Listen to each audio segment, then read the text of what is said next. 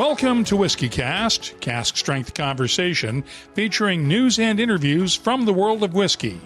I'm Mark Gillespie, and this is episode number 1126 for September 14th, 2025. Coming up in a few minutes. I love Compass Box. I have always loved Compass Box. It feels like they are bending the status quo, and I like that. So it felt like a match. Angela D'Orazio is the new creative director of whiskey making at Compass Box. The former Mackmyra Master Blender is working her way through the portfolio, and yes, she's getting familiar with Clynelish.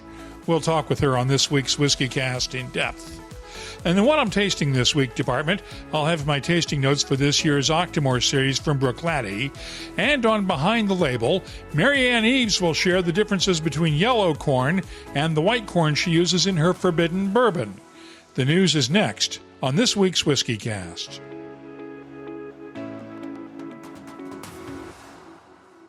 Crafted with time, shaped by nature, perfected by generations.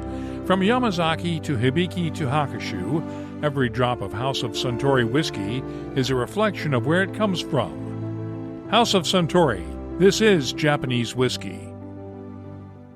Enjoy responsibly. Suntory Whiskey Single Malt and Blended Japanese Whiskey. 43% alcohol by volume. Copyright 2025 Suntory Global Spirits Import Company, Chicago, Illinois. Hey, it's Gabriel from Dewar's Whiskey. Here's a quick tip. Whenever you're pouring great whiskey, especially something like Dewar's 12-year, don't overthink it. All you need is a few glasses and a couple of people worth sharing it with. The rest takes care of itself. Back in a bit. Let's get started with the week's news. It's brought to you by the Dalmore. U.S. President Donald Trump heads to London for a state visit this week, and Scotch whiskey tariffs will be on the agenda.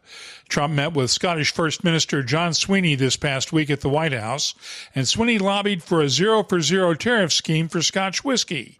He said after the meeting that he thinks a deal is possible, but it will be up to the UK government to negotiate one.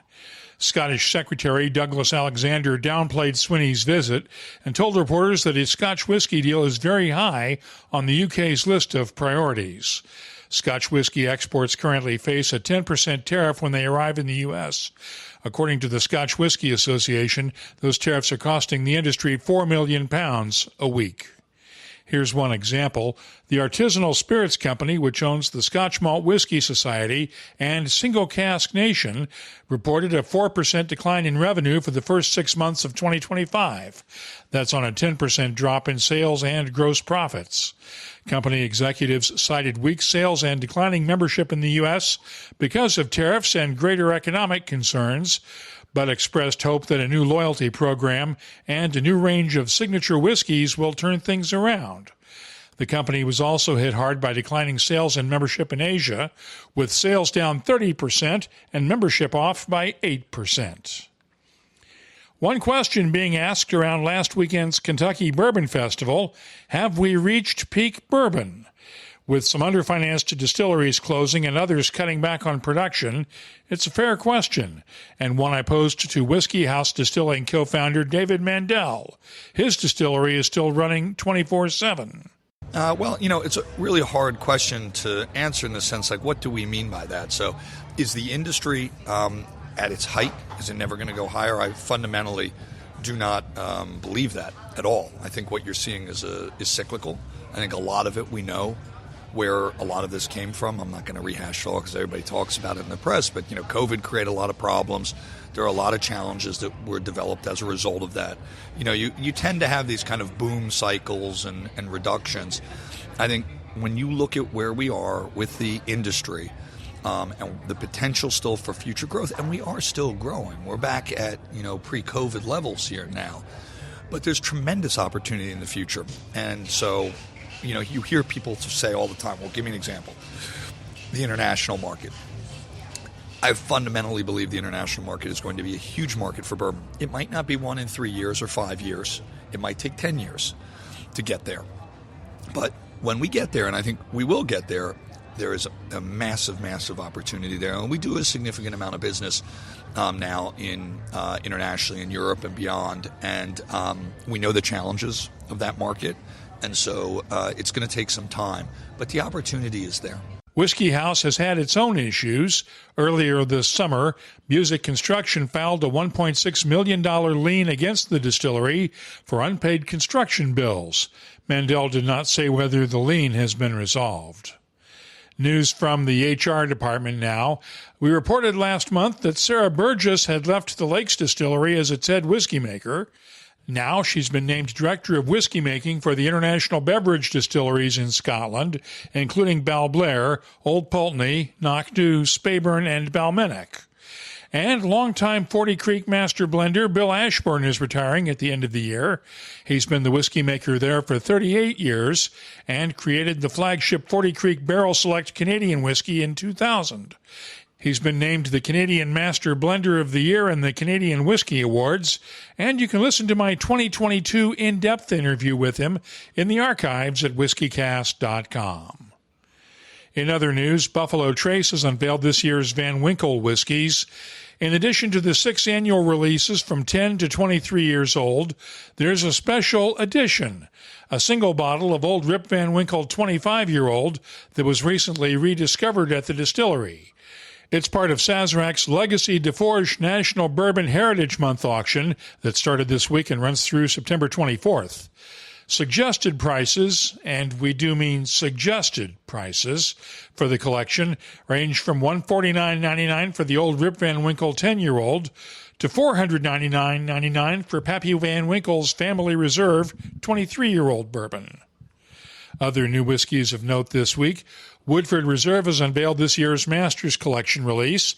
It's matured exclusively in Chinkapin White Oak and will sell for $180 a bottle at the distillery and select Kentucky retailers. Heaven Hill has released the third and final Grain to Glass Collection whiskey for the year. It's a wheated bourbon that keeps the same 6-year age statement as last year's version, but uses a different strain of corn and comes in at a lower proof point, 53.3% ABV. It's priced at $100 a bottle. I received a sample of it, and I'll have my tasting notes for it soon at whiskycast.com. The James B. Beam Distilling Company is releasing this year's edition of Booker's The Reserves, and it's a first for Beam. The barrels used to finish this edition were previously used for Jim Beam bourbon, then sent to Mexico to be used for tequila, then returned to Kentucky where Freddie No got hold of them and used them for this year's Reserves edition. It's the first time a Beam product has been finished in tequila barrels. The Reserves has a recommended retail price of $129.99 a bottle.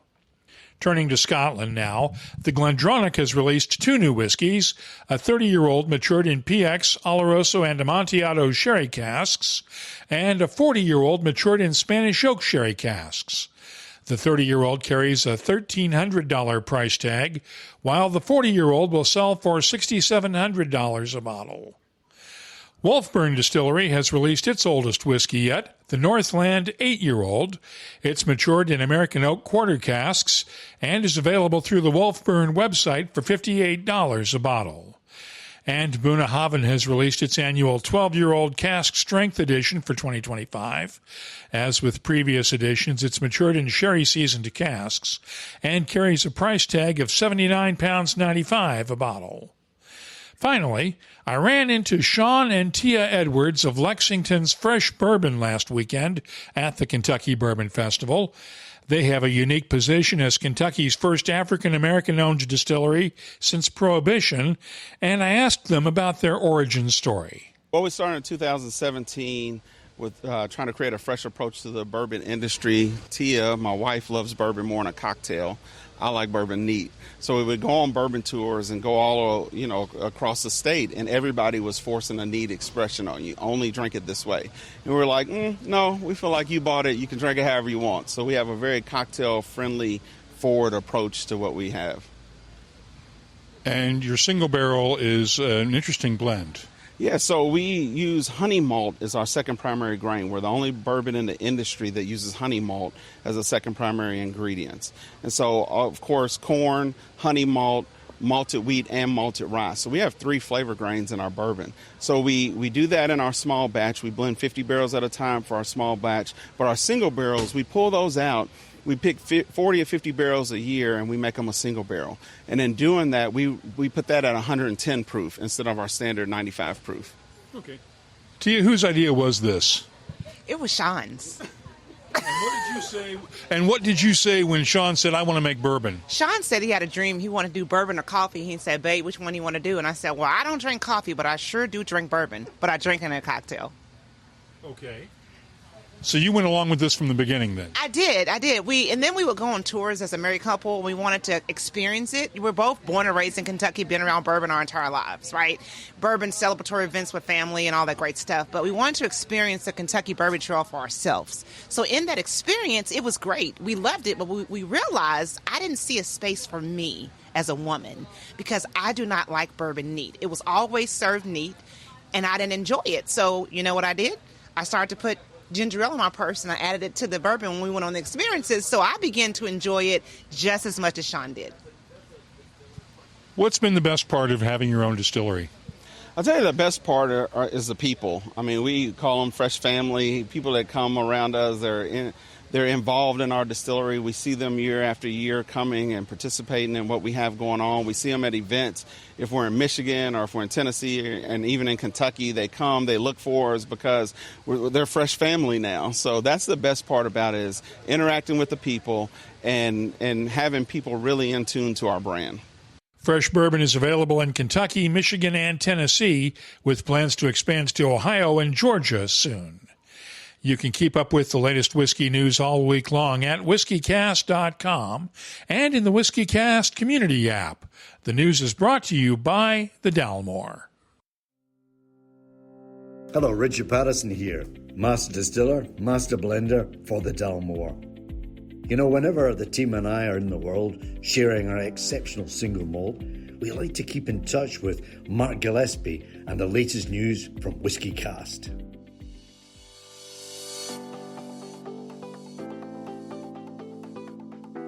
Let's check the calendar and see what's happening around the world of whiskey. Forty Creek Distillery has its annual Whiskey Weekend this coming Saturday and Sunday in Grimsby, Ontario. Whiskies of the World is coming up September 26th in San Francisco.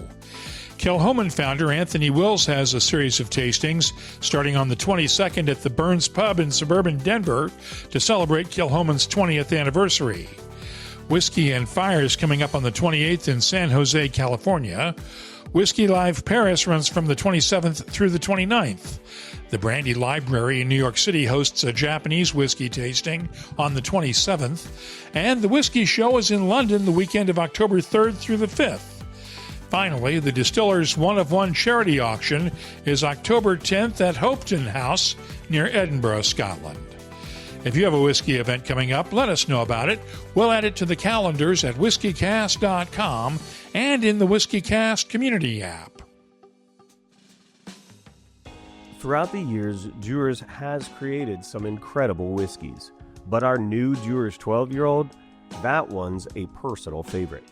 It's the kind of scotch that earns praise from the pros, but still feels right at home in the middle of a good night with friends.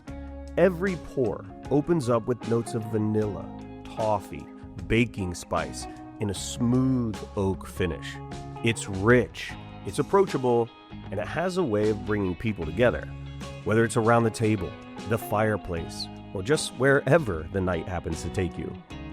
Look, the glasses may hold the whiskey, but the whiskey, that's what holds the moment. Please enjoy responsibly. Copyright 2025, Dewar's is a trademark. Imported by John Dewar & Sons Company, Coral Gables, Florida. Blended Scotch whiskey, 40% alcohol by volume. WhiskyCast In Depth is brought to you by Glendalough Irish Whiskey. Angela D'Orazio spent 17 years at Sweden's Mackmyra Distillery as master blender before leaving to do consulting work. As she told me on a Zoom call the other day, she was not looking for a new job when Compass Box came calling. Now she's Compass Box's new creative director of whiskey making. So how did you get the job at Compass Box in the first place? How did this all come about? Well, I got a question from a recruiter from Connections, and I was actually not looking for a job. I had my own little path with my own, um, you know, contracts and stuff I did, and new projects and so on. And then this came my way, and it seemed too exciting to say no to. And then we liked each other, and then I went and visited them, and I really liked the team, and I love Compass Box. I have always loved Compass Box. It feels like they are bending the status quo, and I like that. Um, so it felt like a match. I couldn't resist. What do you bring to Compass Box that will change things up a bit? Well, I guess that I'm not from the Scottish industry helps thinking a bit, continue thinking a bit outside the box. That I come from the New World whiskey, I guess adds to the thinking of uh, outside the box as well. Um, yeah, and then my energy, who I am, and what I love is amazing whiskeys, and that's what they're already doing, and I hope I can continue uh, supporting Compass Box doing that. Will you change up any of the current range? They have already done some changes with the fact that, uh, for example, Hedonism has gone from being a standard uh, whiskey to a limited edition. That is something that happens in the whole whiskey world. Companies, they do that. They change because if you're buying whiskey, you have to rely on the stock that you can get hold of. So therefore, uh, doing it this way, making a great new version every year, has reassured that hedonism can continue to exist. So to answer your question, absolutely not right now, but definitely later on. So you're planning new innovations. Yes. Tell me about the team you're working with back in London. So it's Sam and Michael, and they are great. They are what should we say? They're Sam is English. He's been working with Scotch whiskey and English whiskey and a lot of interesting projects. And even though he's quite young, he has been blending a lot. And Michael comes from South Africa, and he comes from the bar world, and is a really seasoned person in the spirits world, and a great person to work with. Is really knowledgeable about tastes, and I would say he has an excellent sort of new way of looking at it. So together, I think we're a great team. And they have been working at Compass Box a bit longer than me, so they have some of the routines already that I'm beginning to get into. So I think it's a sort of a good and quite democratic way of working, and that's how I like it. As we worked at Mackmyra as well, it was quite sort of a flat organization, small organization. We kind of helped everywhere where there's needed to be helped. You're going from one distillery, Mackmyra, where you were known for your innovations, to Compass Box, which was built on innovating. How important is that to you? I think that's in my DNA. That's who I am. I'm a rules bender.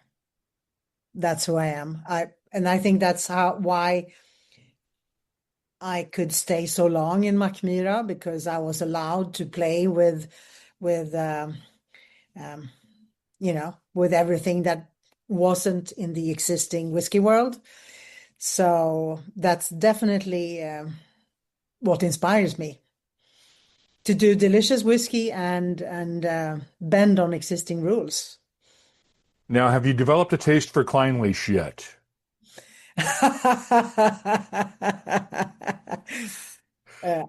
Yeah, sure. That's part of the the homework that I've been doing this summer. I've been tasting loads of grain whiskeys to get into the grain whiskey because that has not been in my toolbox to blend grain whiskeys, and also to get to know the distillery characters a bit on the deep side, sort of going deep onto the different casks of all these distilleries. So yes, me and Kleinlich, we are getting closer to be super buddies.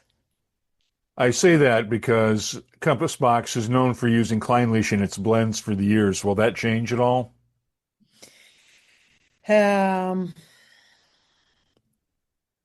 I guess going forward, we don't know how much supply of Kleinlich we will have. So it will probably change, yes. And we are working on supplying waxy whiskies from other sources as well. How will it be when you can't find the whiskeys you need? Do you anticipate problems in the future with whiskey supply? Well, one of the great things with the new owner of Compass Box, the investment company, Calum Capital, is that they have good financial sources. And that was one of the things that John Glaser foresaw, and he liked with the passion-driven company that Calum Capital is. And that's why he chose them in front of other, Scottish companies that wanted to buy Compass Box. And we have, since I would say 11, 12 years, on a smaller scale, and now since 3-4 years on a bigger scale, started to build our own supply of new make. So we are doing that, and that is helping us. Actually, that is helping us already now because we started doing that in 2014. What lessons have you learned from John Glaser that will help you in this new job? Have you talked to him yet? No, I haven't. I spoke to him many years ago when he was new, because I was so impressed by his the deliciousness of his hedonism and his bottles and Asila and Orangery and all the bottlings that I tried throughout the years.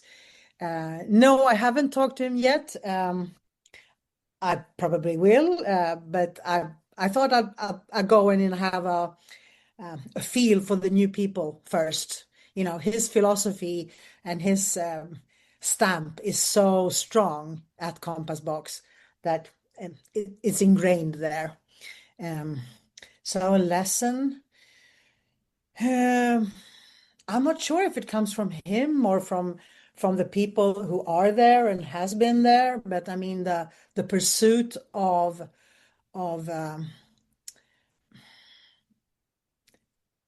the great details in making absolutely amazing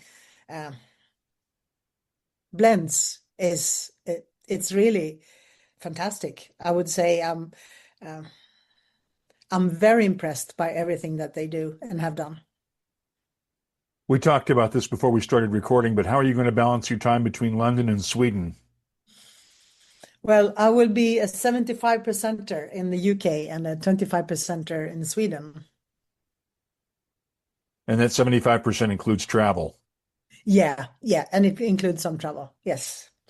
Yeah, and since the US is an important market for Compass Box, I will be coming to the US some, and that is fun. Right now, I'm in New York, and I met some really nice people yesterday at the book launch here, the Whiskey Bible, Noah Rothbaum, and it's fun because I haven't been here much here.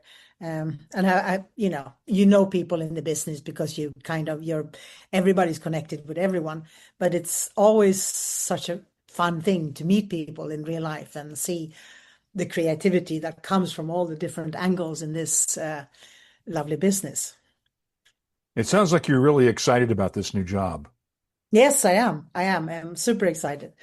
And I think with the challenge for a small whiskey distilleries in Sweden going a bit, on steroids, the same thing, but bigger and more responsibility and a bigger team that I had in Sweden and so on. I think the inspiration is taking you into many places. Compass Box will be releasing its next limited edition offering in the coming weeks, but Angela says her influence on that release is minimal. Her first Compass Box whiskey will come out next spring. Thanks to Angela D'Orazio for spending some time with us on WhiskyCast In Depth this week. It's brought to you by Glendalough Irish Whiskey. Our story begins in the wilds of County Wicklow, the Garden of Ireland, a place where nature moves slowly and meaningfully. Some whiskies blend in. Glendalough Double Barrel stands apart. I'm Rowdy Rooney, head distiller here at Glendalough, and I personally oversee our whiskey making process from start to finish. We do things slowly and we do them right. We start with a smooth single grain Irish whiskey. We age it in flame-charred American oak for soft vanilla and a honeyed depth. Then we finish it in Oloroso casks from a small bodega in Spain. Casks we season and ship ourselves to make sure the wood is still alive with character when it arrives. That kind of care gives Glendalough Double Barrel its rich layers of dried fruit, warm spice and signature smoothness. This is a whiskey at its own pace, and it's worth every second. This is Glendalough Double Barrel, crafted to stand apart. Bruichladdich released its annual Octomore series of heavily peated single malts the other day. I had the chance to taste them for the What I'm Tasting This Week department. The numbering follows the same designations as in past years. Point 1 is made with Scottish barley and matured in ex-bourbon barrels. Point 2 is made the same way as Point 1, but is matured in a variety of wine casks. And Point 3 is made with locally grown barley from Isla's Octomore farm. Let's begin with Octomore 16.1. It's peated to 101.4 parts per million of phenols and bottled at 59.3% ABV. The nose has touches of lemon zest, peat smoke, sea salt, honey, and vanilla. The taste is peppery and peaty with lemon zest and brine, balanced by honey and vanilla.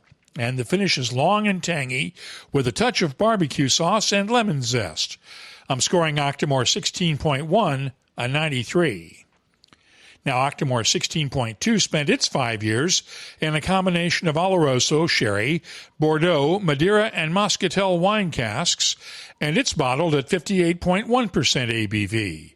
The nose has touches of red grapes, dark fruits, hints of peat smoke and sea salt, and a bit of honey. The taste is thick and chewy with a strong note of blackberry jam and a slow onset of pepper and peat smoke that lasts through the finish. I'm scoring Octomore 16.2 a 93. And finally, Octomore 16.3 is peated to 189.5 parts per million and matured in a combination of ex-bourbon, PX sherry, and sauterne casks. It's bottled at 61.6% ABV, and the nose has the expected peat smoke, along with honey, vanilla, dried fruits, and lemon zest. The taste is lemony tart and peaty with black pepper, lemon zest, sea salt, and a hint of berries in the background. The finish, long and peaty. Like the other two Octomores, it has its own unique character, and like the other two Octomores, I'm scoring it a 93. I'll be adding these whiskeys to our searchable list of more than 3,900 different whiskeys from all over the world. Check it out this week at whiskycast.com. Japanese whiskey began with Shinjiro Tori's vision. to reflect the true nature and spirit of Japan. The House of Suntory was founded on these principles, guided by generations of craftsmanship that have transformed time, nature, and precision into something greater than the sum of its parts. Pure waters from the mountains of Hakushu, Mizunara oak shaped by decades of patience, a blending philosophy rooted in harmony. These aren't just techniques, they're a way of thinking, a quiet pursuit of balance and depth. From Yamazaki to Hakushu to Hibiki, every whiskey is a reflection of where it comes from and the hands that shape it. House of Suntory, the founding house of Japanese whiskey. Enjoy responsibly. Suntory Whiskey Single Malt and Blended Japanese Whiskey. 43% alcohol by volume. Copyright 2025 Suntory Global Spirits Import Company, Chicago, Illinois. Let's open up the inbox and see what people are talking about this week in our community segment. R is one of those whiskey lovers experiencing tariffs firsthand. He posted in the app this week, picked up another 25-year-old to go along with the signatory Glen Grant for my 50th next year. Early, I know, but always good to be prepared. Tariffs struck, got charged an extra $39 for the Dumbarton and one other bottle after a package arrived in the U.S. Remember, a tariff is a tax paid by the importer of goods from overseas, not the country where it came from. After I posted the news about Scottish First Minister John Swinney's meeting with President Trump the other day and the possibility of tariff relief for Scotch whiskey, Bill Ricker posted this in the app. Great news. I need it lifted before our club's cask hits maturity. I mentioned in the app Sarah Burgess's new job as head of whiskey creation for International Beverage, and Christopher Glenn posted this comment. Hopefully she can get Old Pulteney back to 46% and no color added, no chill filtering, but I won't hold my breath. And finally, we had one comment on last week's episode from the Kentucky Bourbon Festival. Greg Unruh posted on LinkedIn, really enjoyed your roving reporter vibe on this one. Great content. Thanks, Greg. Had a great time in Bardstown and Louisville last weekend. If you have a comment, question, or suggestion, or anything else you'd like to share with whiskey lovers all over the world, download the free WhiskeyCast community app and join the conversation. You can also find us on social media. Look for WhiskeyCast on Blue Sky, Threads, X, Facebook, and Instagram. And our email address is comments@whiskycast.com. Let's close out the show now with Behind the Label, our look at the history, science, and people who make whiskey unique. Marianne Eaves makes her Forbidden Bourbon at Bardstown Bourbon Company, where they use her unique mash bill calling for white corn and white winter wheat. Most distillers use number 2 yellow dent corn and red winter wheat in their mash bills. So, what's the difference? Marianne Eaves explains. A lot of people don't realize this, but 90+% of the yellow corn that's grown is not grown for human consumption. It's grown for animal feed, for fuel, for corn syrup, not really for people to eat. The opposite is true for white corn. And it's the same situation with wheat. So red wheat is an animal grade feed grain. And then white wheat, it's made for human consumption. So I was talking to my farmer in Kentucky when I was developing the recipe for this. I said, y'all got any white wheat? And he said, we used to grow it, but then the Triscuit factory closed and we didn't have anybody to sell it to anymore. So they are actually working on experimental trials, getting up the seed that they need to start growing it again for us. So eventually we'll have an all Kentucky grown mash bill. What does the white corn and white wheat do to the mash bill and do to the flavor? So I like to describe white corn, it's just not as corny as yellow corn. It's got a little softer flavor. So we don't use a sweet white variety, but we do use white corn. We prefer it. It's got a little less starch content, so it doesn't yield quite as well, which I think is why the industry got away from using it. But a lot of people point to that corn characteristic when they think about youth in bourbon. So even at a younger age, we didn't release anything until it was 5 years old, but even at 5 and now 7, because we've been distilling since 2018, it tastes a little bit older than it is. And white wheat, since it doesn't have that red seed coat, it's just a little bit softer. It's not as drying and tannic. Mary Ann Eves is the master distiller for Forbidden Bourbon, and thanks to Mary Ann for explaining the difference. If you have something you'd like us to look at on an upcoming episode, just get in touch with us.